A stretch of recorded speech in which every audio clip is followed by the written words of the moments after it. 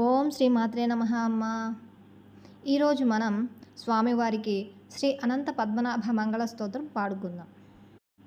శ్రీయః కాంతాయ కళ్యాణ నిధయే నిధయేర్దినాం శ్రీశేష సాయినే అనంత పద్మనాభాయ మంగళం.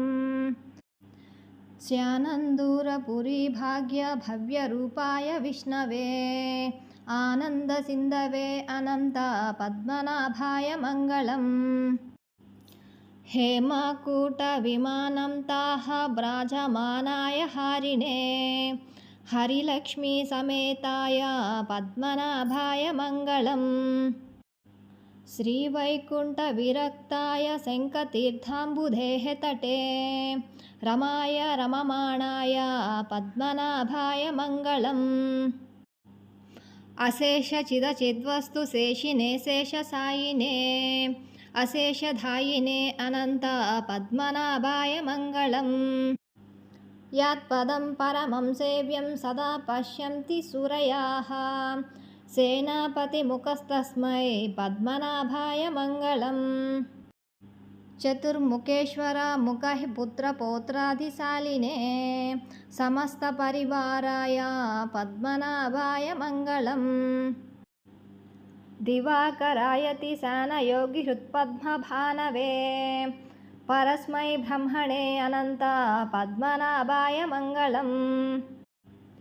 పరంకుశ ప్రభోందోక్తి ప్రధీతాయ పరమాత్మనే పూర్ణాయ మహతే అనంత పద్మనాభాయ మంగళం.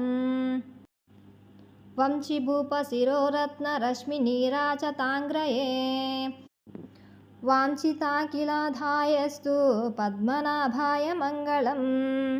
సర్వావయవ సౌందర్య సౌవర్ణ సుషమాజుషే సదా సమ్మోహనాయస్తు పద్మనాభాయ మంగళం.